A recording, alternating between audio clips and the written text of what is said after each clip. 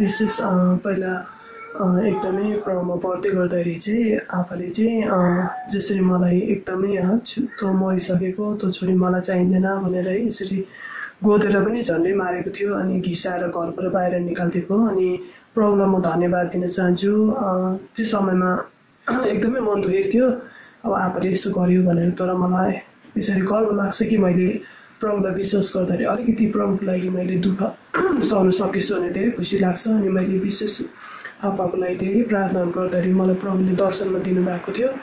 आप्पा चाहिँ बाइबल बोकेर सधैँ सेवा गएको अनि प्रभुले पनि भन्नुभएको थियो एक दिन चाहिँ तेरो बाउ चाहिँ यसरी बाइबल बोकेर सधैँ सेवा गरी जानेछ भनेर भन्नुभएको थियो अनि देखाउनु भएको थियो। त्यो कुराहरू पुरा भएको छ। अहिले चाहिँ एकदमै अब सेवा जानुहुन्छ, अरू कहीँ पनि जानु मान्दैन, तर सेवा चाहिँ निरन्तर हिँड्नुहुन्छ। एकदमै नम्र भएर हुनुभएको छ अहिले आप्पा चाहिँ। अनि विशेष हामी यहाँ घरमा बसेको मालिककोबाट पनि धेरै हामीलाई टेम्पटेसनहरू आउँछ। सधैँ हामी धेरै नै दुःख धेरै कष्ट हामीले सहेर बसिरहेको छौँ। धेरै खुसी पनि लाग्छ एउटा प्रभु छोराछोरीलाई यसरी अगाडि झन् हिम्मत स्ट्रेन्थहरू पाउनु रहेछ। अनि विशेष हाम्रो लागि धेरै प्रार्थनाहरू गरिदिनुहोस्, मेरो परिवारको लागि, मेरो हस्बेन्डको लागि।